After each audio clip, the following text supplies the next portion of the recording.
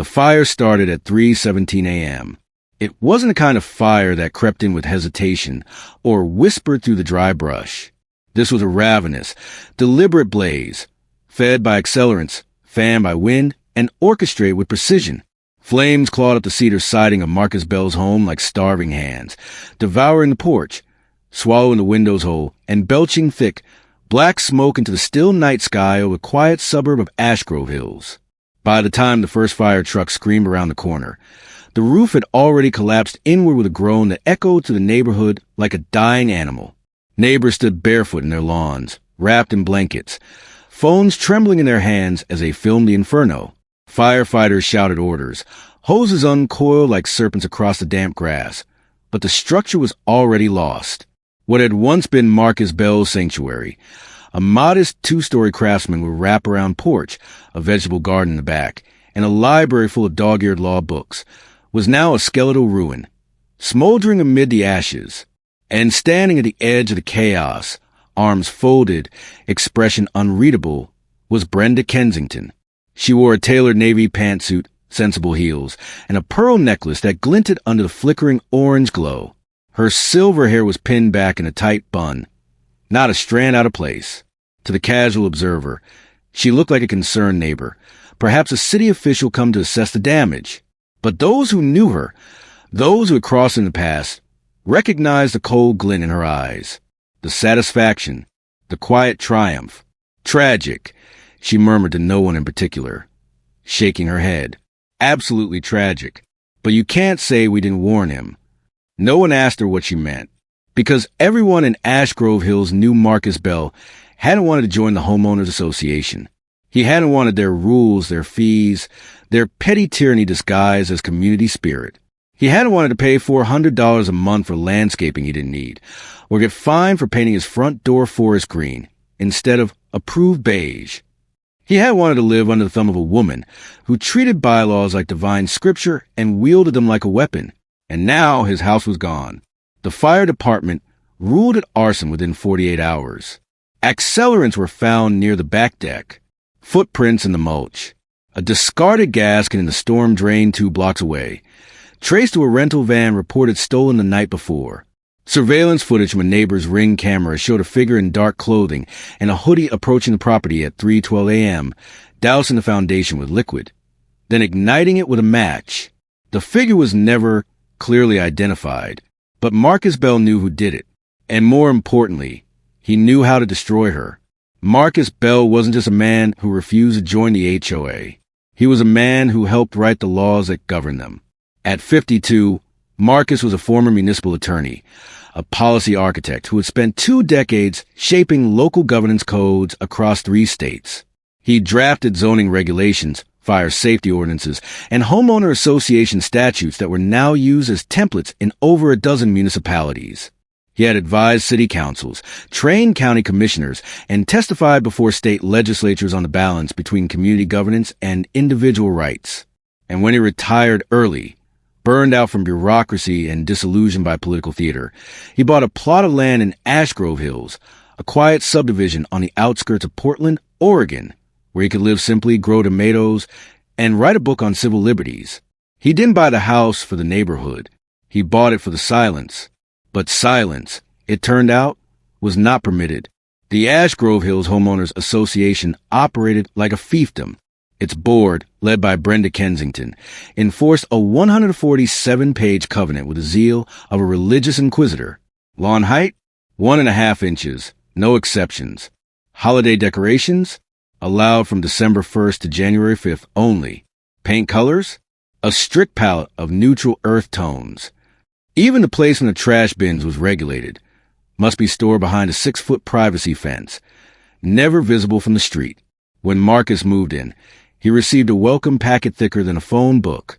Inside was a membership agreement, a $5,000 initiation fee, and a list of fines for noncompliance. He threw it in the trash. Then he wrote a letter. It was polite, professional, and unyielding. "I am not a member of your association," he wrote. "I did not sign any agreement to be bound by your covenants. Under Oregon Revised Statutes, Chapter 94, I am under no legal obligation to join a homeowners association unless the declaration was properly recorded, and I explicitly agreed to it at the time of purchase. I did not. Therefore, your rules do not apply to me. He mailed it certified. Return receipt requested. Brenda Kensington received it on a Tuesday. By Thursday, the fine started. $250 for an unapproved mailbox. $150 for a compost bin not screened from view. $500 for visual blight caused by a stack of firewood on the side of the house. Marcus ignored them. He didn't pay. He didn't respond. Instead, he photographed every violation notice, time-stamped them, and uploaded them to a private cloud server. Then he began documenting everything. The HOA's actions weren't just aggressive. They were escalating. A groundskeeper accidentally mowed over his vegetable garden. His water was shut off due to a billing dispute.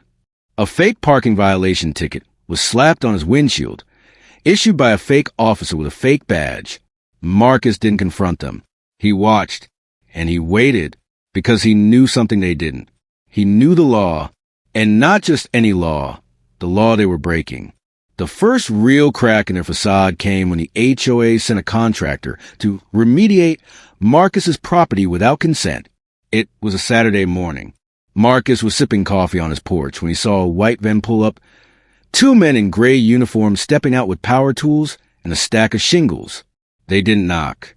They walked straight to his roof.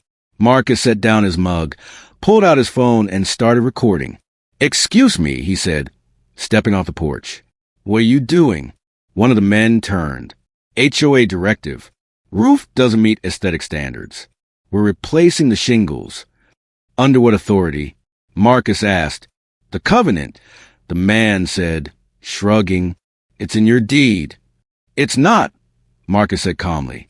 "And even if it were, you don't have my permission to enter my property. You're trespassing." "We have a lien," the man said. "No, you don't," Marcus replied. "You can't place a lien without a court order. And you certainly can't conduct work without consent. That's conversion under civil law. Criminal trespass. Possibly grand theft if you remove materials." The man blinked. "We're just doing our job." "And I'm calling the police," Marcus said, dialing 911. By the time the officer arrived, the contractors were already packing up. The HOA claimed it was a misunderstanding, but Marcus had the video, and he had the law. That night, he filed a formal complaint with the Oregon Department of Consumer and Business Services, citing unlawful collection practices, unauthorized entry, and false lien threats. He cited ORS 94.560, which prohibits HOAs from enforcing covenants against non-members unless the declaration is properly recorded and binding. His complaint included a copy of his deed, which contained no mention of mandatory HOA membership, the original sales contract, which did not include HOA obligations, time-stamped photos of all fines and notices, the video of the contractors, a legal memo he wrote himself, analyzing the HOA's violations under state and federal law. He sent copies to the Attorney General's office, the Better Business Bureau, and a local newspaper. Nothing happened immediately, but the HOA noticed. And Brenda Kensington noticed most of all. She called him 2 weeks later. "Mr. Bell," she said, voice smooth as oil, "I'd like to invite you to our next board meeting. We'd like to discuss a resolution." Marcus sat at his kitchen table, phone on speaker, a fresh pot of coffee steaming beside him. "I'm not interested in joining your association," he said. "This isn't about membership," Brenda replied. "This is about peace. Community. We don't want conflict. We want harmony. You started the conflict when you fined me for growing vegetables," Marcus said. "You escalated it when you sent men onto my property. Now you're calling for harmony? That's rich." There was a pause. Then, softly, "You're making things very difficult for yourself, Mr. Bell. And you're breaking the law," he said. "Every day, in multiple ways. If you think I'm difficult now, wait until I file a federal RICO suit." Silence. Then a click. She hung up. The harassment intensified. His car tires were slashed. His mailbox was spray painted with the words "join" or "burn." His internet was mysteriously cut off for 3 days. Then came the fire. The night his house burned, Marcus wasn't home. He was in Seattle, attending a conference on municipal law reform. He had been invited to speak on the abuse of private governance in residential communities. The irony wasn't lost on him. He got the call at 4:03 a.m. It was a neighbor, voice shaking. "Marcus, your house, it's on fire. The whole thing, it's gone." He booked the first flight back. When he landed, he drove straight to the site. Police taped cordon off the property. The air still smelled of smoke and melted plastic. Fire investigators were sifting through the wreckage. Marcus stood in the ashes, staring at the charred remains of his home. He didn't cry. He didn't scream. He pulled out a notebook and started writing. The arson investigation moved slowly. The police had evidence, accelerants, footprints, video, but no suspect. Marcus didn't wait.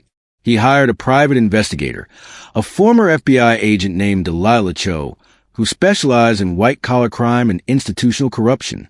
"Find out everything about Brenda Kensington," he said. "Her finances, her connections, her history. And dig into the HOA's funding. Where does the money go?" Delilah took the case. Within a week, she found the first red flag. The Ash Grove Hills HOA wasn't just a local homeowners group.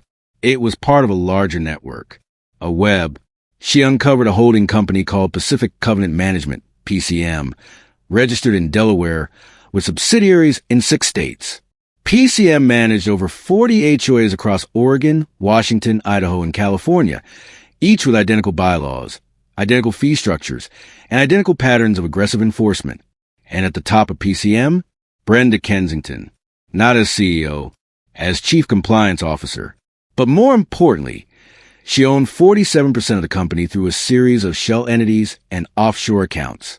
This wasn't just an HOA. It was a business. And Marcus was a threat because he refused to pay. And worse, he was documenting everything. Delilah dug deeper. She found that PCM used a standardized legal playbook to pressure homeowners into compliance. They issued fines, filed liens, often without legal authority, and outsourced compliance enforcement to third-party contractors, some of whom had criminal records.